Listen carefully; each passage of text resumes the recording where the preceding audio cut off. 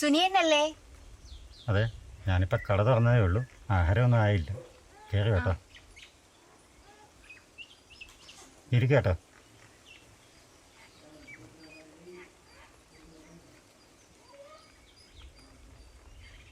എന്താ കഴിക്കാൻ വേണ്ടേ? ചേട്ടൻ എന്നെ ഓർമ്മയില്ലേ? ഇല്ല, ഓർമ്മ കിട്ടുന്നില്ല. എന്നെ ഒന്ന് സൂക്ഷിച്ചു നോക്കോ? എന്നെ മനസ്സിലായില്ല? അന്ന് ഞാൻ ആക്സിഡന്റിൽ കിടന്നപ്പോ എന്നെ ഹോസ്പിറ്റലിൽ എത്തിച്ചത് ചേട്ടനല്ലേ?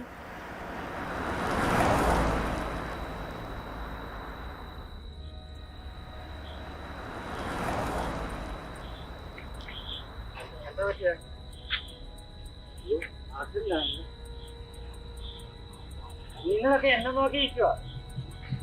അവരിവിടെ കിടന്ന് മരിച്ചു പോകത്തില്ലേ? സമയമില്ല. നിങ്ങൾ മനുഷ്യരാണ്, ഒരു മനുഷ്യജീവിയല്ലേ ഈ കിടക്കുന്നത്. ഞങ്ങളെ നോക്കണം. നിങ്ങളൊരു കാര്യം ഓർത്തണം. നിങ്ങൾക്ക് ഇങ്ങനെ സംഭവിക്കാവുന്നേ ഉള്ളൂ. ഇത് മനുഷ്യജീവനാ. ഇങ്ങനെ നോക്കി നിൽക്കാൻ കാഴ്ച കാണാൻ എനിക്ക് ഈ ഇതിലൊന്ന് മണ്ടേ കയറാനെങ്കിലും സഹായിക്കാവോ? ഹലോ, ബോധം പോലും ഇല്ലല്ലോ. അന്ന് ചേട്ടൻ എന്നെ ഹോസ്പിറ്റലിൽ കൊണ്ടുപോയില്ലായിരുന്നെങ്കിൽ ഞാൻ അവിടെ കിടന്ന് ഈ ഉപകാരം ഞാൻ ജീവിതത്തിൽ ഒരിക്കലും മറക്കില്ല. ഏയ്, അതിന് നന്ദി പറയേണ്ട ആവശ്യമൊന്നുമില്ല. അന്ന് ഞാൻ അതിലേ വന്നു, അതുകൊണ്ട് തന്നെ രക്ഷപ്പെടുത്തി. എൻ്റെ സ്ഥാനത്ത് വേറെ ആരെങ്കിലും അതിലെ വന്നിരുന്നെങ്കിലും തന്നെ ഹോസ്പിറ്റലിൽ കൊണ്ടുപോകായിരുന്നു. ഇല്ല ചേട്ടാ, അവിടെ എത്രയോ പേരുണ്ടായിരുന്നു. എന്നിട്ടും ആരും എന്നെ തിരിഞ്ഞു നോക്കിയില്ല. കാരണം എന്റെ ജീവിതം അങ്ങനെയാണ്. ഞാനൊരു ലൈംഗിക തൊഴിലാളിയാണ്. രാത്രി ആയേക്കോണം യുവമാരെയൊക്കെ മാന്യതയൊക്കെ. അതൊക്കെ പോട്ടെ, ഞാൻ ചേട്ടനെ തേടി വന്നതേ ഒരു നന്ദി പറയാനാ. ഓ, അതിൻ്റെ ആവശ്യമൊന്നുമില്ല. ഈ പറയുന്ന മാന്യന്മാരൊക്കെ ഇവിടെയും വരാറുണ്ട്. ഞാൻ എന്നാ പോട്ടെ, പിന്നെ വരാം. അതെ, തൻ്റെ പേരെന്നാ? എന്റെ പേര് മാളവിക. മാളൂന്ന് വിളിക്കും. ഓ,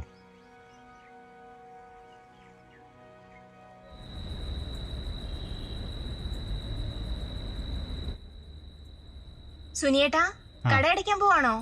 ആ, അടയ്ക്കാൻ പോവുക. ഞാൻ ഒരു സാധനം കൊണ്ടുവന്നിട്ടുണ്ട്. ഒരു കുപ്പിയാ. ആ, എന്നാ വാ, ആ, നമുക്കടിക്കാം. വാ. മോൾ ഉറങ്ങിയായിരുന്നോ സുനിയേട്ടാ? ആ, മോളിറങ്ങി. താൻ എടുത്ത് ഇടപെട്ട് വെക്ക്, ഞാൻ ക്ലാസ് എടുത്തോണ്ടായിരുന്നു.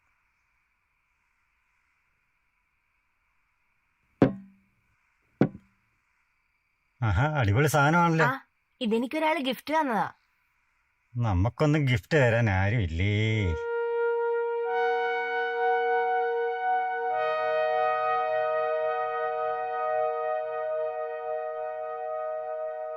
Cheers.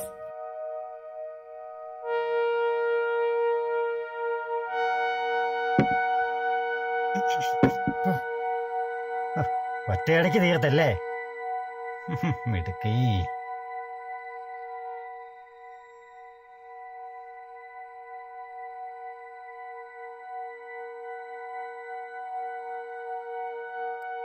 എന്റെ ദൈവമേ, ട്രൈയാ കൊച്ചേ. ഇതൊക്കെ ശീലമാണ്. ചങ്കും കരളും ഒക്കെ വാടിപ്പോവും. സുനിയേട്ടാ, ഞാൻ ഒരു കാര്യം ചോദിച്ചാൽ സത്യം പറയണം. ആ, ചോദിച്ചോ. പറയാലോ. ഞാനൊരു ലൈംഗിക തൊഴിലാളിയാന്ന് അറിഞ്ഞിട്ടും തനിക്ക് ഇതുവരെ എന്നോടൊന്നും തോന്നിയിട്ടില്ലേ മനുഷ്യൻ? എന്താ ഇത്ര ചിരിക്കാൻ?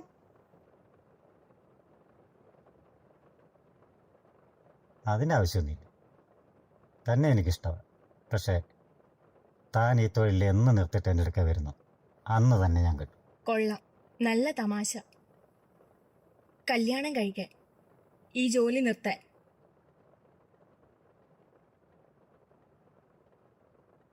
തനിക്കേ വേറെന്തെങ്കിലും ആവശ്യമുണ്ടേ പറ. താൻ കാശൊന്നും എനിക്ക് തരണ്ട. നീ പോടിമില്ലേ? സുനിയേട്ടാ, സുനിയേട്ടന്റെ നാട് ഇവിടെ അല്ലല്ലോ, പിന്നെ എങ്ങനെ ഇവിടെ എത്തി? എന്റെ നാട് എന്ന് പറഞ്ഞാൽ ആലപ്പുഴ. അത് എനിക്ക് ഞാനാണെങ്കിൽ വീട്ടിൽ നിന്ന് പിണങ്ങി പുറപ്പെട്ടു പോയിരുന്നു. അങ്ങനെ ഇവിടെ എത്തി.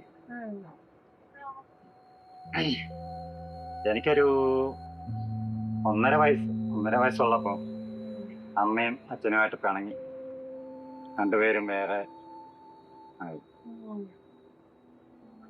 അങ്ങനെ ഞങ്ങളൊരു അച്ഛൻ്റെ കൂടെ താമസിച്ചിട്ടുണ്ട്. അച്ഛനും ഞങ്ങള് ഒന്നിട്ട് താമസിച്ചിട്ടുണ്ട്. അന്ന് വേറെ ആയിട്ട് വേറെ കല്യാണമൊന്നും കഴിച്ചില്ല. അങ്ങനെ ഇരിക്കുമ്പം എനിക്കൊരു 15 വയസ്സ് വരുന്ന ആയ സമയത്ത് എൻ്റെ അമ്മയ്ക്കാണ് ഞാൻ പോകും. പോയപ്പോ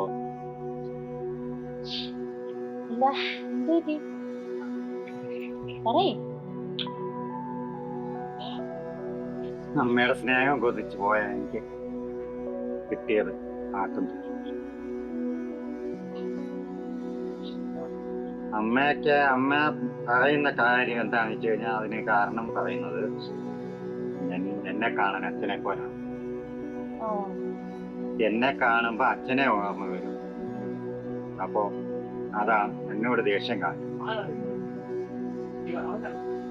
അങ്ങനെ കുറെ ദിവസമൊക്കെ ഞാൻ പിടിച്ചു നിന്നു, കുഴപ്പമില്ല, അങ്ങനെ പോയി.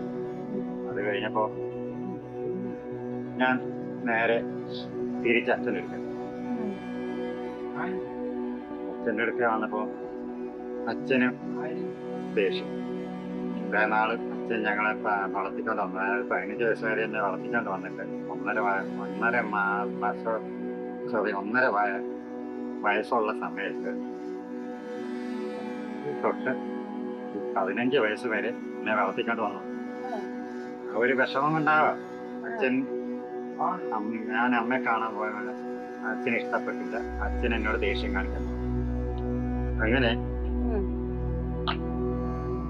അച്ഛനും എന്നെ വേണ്ട, അമ്മയ്ക്കും എന്നെ വേണ്ട എന്നുള്ള സിറ്റുവേഷൻ ആയപ്പോ ഞാൻ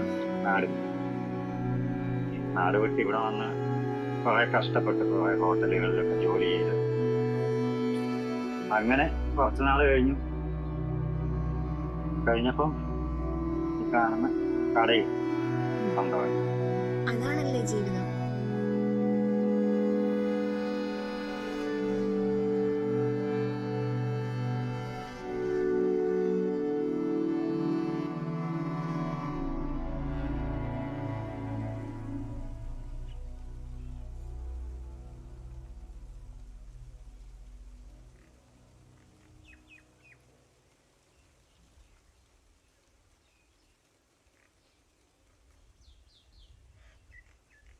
നിക്കടാ കഴിവറ മോനെ അവിടെ. എടാ ഞാനേ അവനോട് ചോദിക്കാം. നിങ്ങളൊക്കെ ആരാ? നിനക്ക് മാളവിക അറിയാവോ? മാളവിക അതാരാ? നിനക്കറിയത്തില്ല പുല്ലേ. ഇങ്ങോട്ട് മാറടാ. ഓ, നീ ആ ഹോസ്പിറ്റലിൽ കൊണ്ട് പെണ്ണെ അറിയത്തില്ലേ? ഏത്? ആ അറിയാം. നിങ്ങൾ അവിടെ ആരെങ്കിലും ആണ്? അതുകൊണ്ടല്ലേ ഞങ്ങൾ ചോദിച്ചത്. നീ ഇനി അവളെ കാണുകയോ സംസാരിക്കുകയോ ചെയ്താല് കടക്കകത്തിട്ട് പച്ചയ്ക്ക് കത്തിക്കും ഞാൻ. പോടാ പുല്ലേ.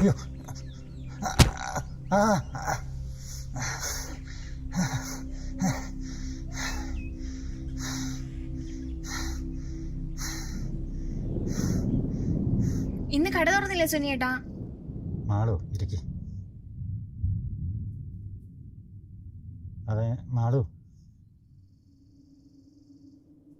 മാളുവിന് ഈ നാട്ടിൽ ആരും ഇല്ലെന്നല്ലേ പറഞ്ഞു?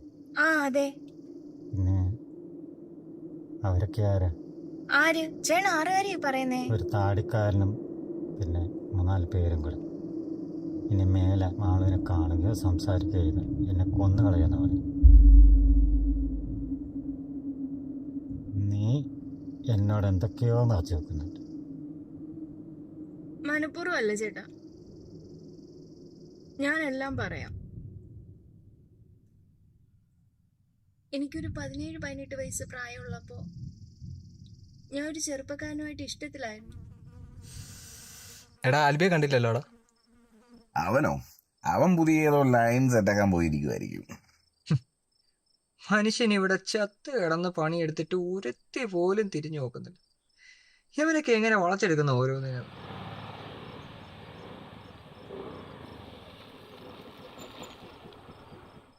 ആ വന്നല്ലോ വനമാല. വീട്ടിൽ പെട്ടുകൊണ്ടാലും ചാവാത്തൊരു ജന്തു.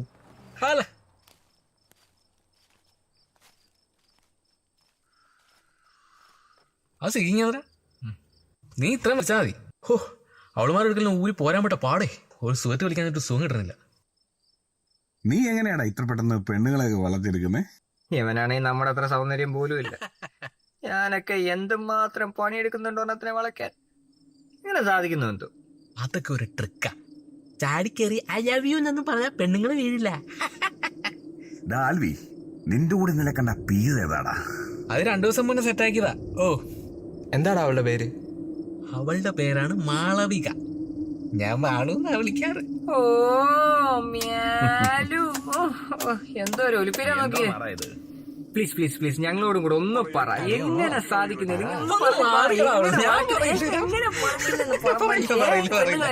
പറഞ്ഞിട്ട് പോയാ മതി. എന്നിട്ട് എന്തു പറ്റി? ഒടുവിൽ ഞങ്ങൾ ഒളിച്ചോടി. ഒരു ദിവസം അവൻ എനിക്കൊരു ജോലി ശരിയാക്കി തരാമെന്ന് പറഞ്ഞു അവൻ ഇനി ഒരു സെക്സ് റാക്കറ്റിന് വിറ്റു. അവരിൽ നിന്നും പല പ്രാവശ്യം ഞാൻ രക്ഷപ്പെടാൻ ശ്രമിച്ചു. അതിന്റെ ഫലമായിട്ടുണ്ടായതാണ് അന്നത്തെ ആക്സിഡന്റ്. ഞാൻ ഇതെല്ലാം മറച്ചു വെച്ചത് നിങ്ങൾക്കൊരു അബദ്ധം സംഭവിക്കരുതെന്ന് കരുതിയിട്ടാണ്. താൻ വിഷമിക്കണ്ട. ഇതിനെന്തെങ്കിലും ഒരു പരിഹാരം ഉണ്ടോ എന്ന് ഞാനൊന്ന് നോക്കട്ടെ. ഇതിനൊരു പരിഹാരമേ ഉള്ളൂ, എന്റെ മരണം. അല്ലാതെ ഇതിൽ നിന്ന് എനിക്കൊരു മോചനമില്ല. ആവശ്യമില്ലാത്ത കാര്യമൊന്നും ചിന്തിക്കണ്ട.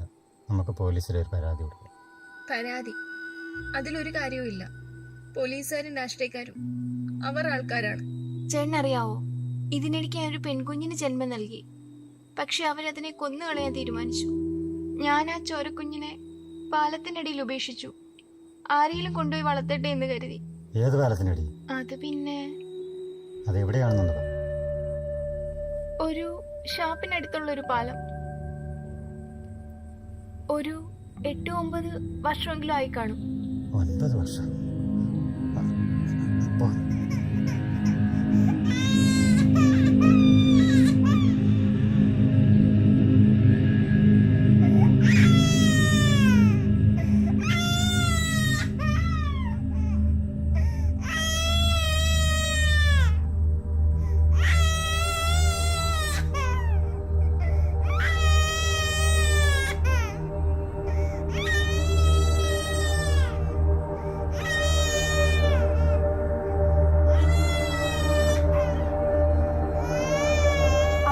അറിയാം എന്റെ കുഞ്ഞെവിടെ ഉണ്ടെന്ന്. എവിടെ? പറയേ പ്ലീസ്. ഇപ്പൊ എനിക്ക് എന്റെ കുഞ്ഞിനെ കാണണം. ഇവിടെയുണ്ട്, ഇവിടെ തന്നെയുണ്ട്, ഇവിടെയുണ്ട് മോളെ.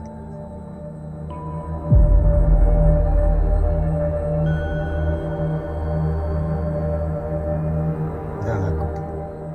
വർഷങ്ങൾക്ക് മുമ്പ് പാലത്തിനിടയിൽ നിന്ന് കിട്ടി എൻ്റെ മോൾ.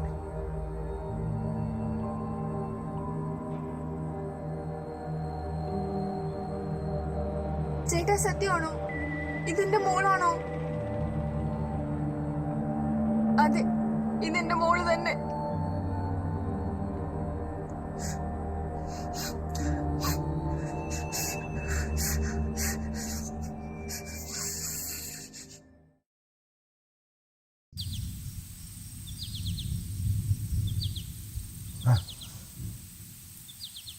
എത്ര പ്രാവശ്യം നിന്നോട് പറഞ്ഞ പെണ്ണിന്റെ പുറകെ നടക്കരുതെന്ന്. നിനക്ക് എന്നാത്തിന്റെ കുത്തിക്കലപ്പാടാ?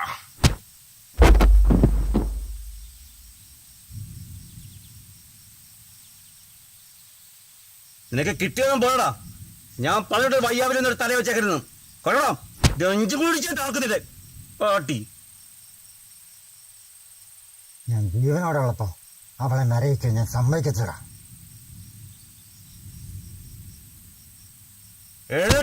ഇങ്ങോട്ട് ആശാൻ ഇവ മര്യാദക്ക് പറഞ്ഞാൽ കേൾക്കില്ല. ഇങ്ങോട്ട് ആശാനെ, അവരെ നമ്മൾ പറഞ്ഞ് മനസ്സിലായിക്കോളാം. അയ്യോ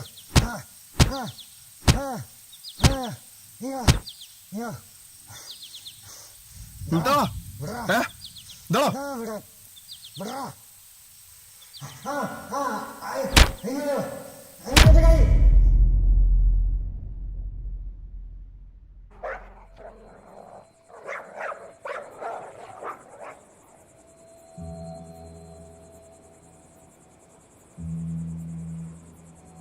ചേട്ടാ, നിങ്ങൾ രണ്ടുപേരും എത്രയും പെട്ടെന്ന് ഇവിടുന്ന് പോകണം. അവർ നിങ്ങളെ രണ്ടുപേരെയും കൊന്നുകളയാനാണ് പ്ലാൻ ചെയ്തിരിക്കുന്നത്. ഒപ്പം എന്നെയും. പോണം. ഇവിടെ നിന്ന് ഇനിയും എന്റെ മോളെ എനിക്ക്. സാരില്ല, നിങ്ങൾ ജീവനം കൊണ്ട് എവിടോട്ടെങ്കിലും പൊക്കോ. പക്ഷേ മാളോ നീയോ? എന്റെ കാര്യം ഏതാണ്ട് തീരുമാനമായി. അവരിപ്പോ ഇങ്ങെത്തും. അതിനു മുമ്പ് നിങ്ങൾ എവിടോട്ടെങ്കിലും പോയി രക്ഷപ്പെട്ടു. അതിന് ഞാനും മോളും മാത്രമല്ലല്ലോ പോകുന്നത്, മോളുടെ അമ്മയും കൂടെ അല്ലേ. നമ്മള് 3 പേര് ഒന്നിച്ചല്ലേ പോന്നേ. എൻ്റെ മോളുടെ അമ്മയെ, എൻ്റെ ഭാര്യയെ, താനും പോരല്ലേ എൻ്റെ കൂടെ? അത് വേണ്ട.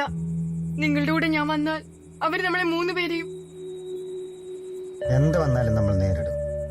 അതിപ്പോ ജീവിക്കാനായാലും അവരുടെ കൈകൊണ്ട് മരിക്കാനായാലും നമ്മൾ 3 പേരും ഒന്നിച്ച്. വാ.